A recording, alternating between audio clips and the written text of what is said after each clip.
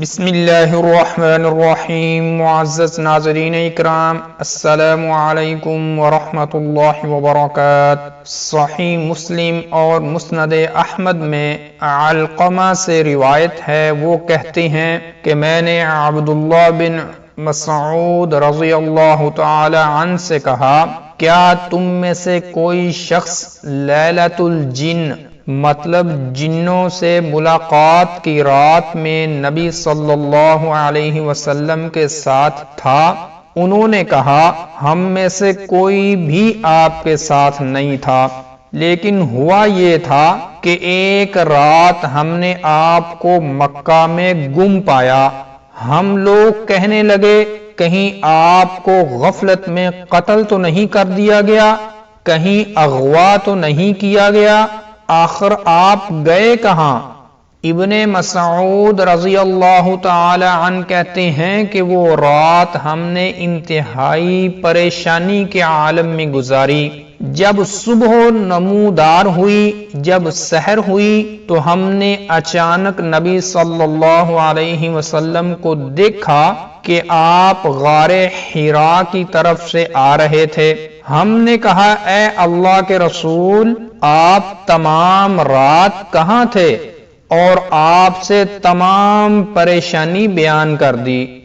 آپ نے فرمایا، میرے پاس جنوں میں سے ایک جن بلانے آیا تھا، میں ان کے پاس گیا اور قرآن کی تلاوت کی۔ ابن مسعود کہتے ہیں کہ پھر آپ ہمیں لے گئے اور ہم کو ان کے اور ان کی آگ کے نشانات دکھائے، اور آپ فرما رہے تھے کہ میں نے لیلۃ الجن میں جنات کے سامنے یہ سورۃ الرحمن تلاوت کی تو انہوں نے تم سے بہتر جواب دیا۔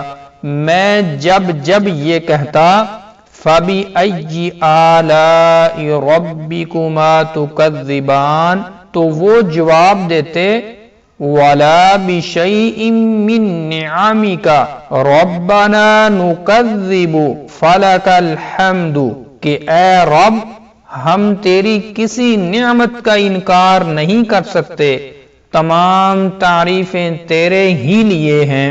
معزز ناظرین اکرام، اس واقعے کو گزرے کئی سال بیت جانے کے بعد، تمام صحابہ کے وفات پا جانے کے بعد، پھر ایک اور واقعہ رونما ہوا جسے عمر بن عبدالعزیز کے فضائل میں بیان کیا جاتا ہے کہ عمر بن عبدالعزیز ایک چٹیل میدان سے گزر رہے تھے کہ ان کو ایک مردہ سانپ نظر آیا۔ انہوں نے اپنی چادر کا ٹکڑا کاٹ کر اس کو کفن دیا اور دفن کر دیا۔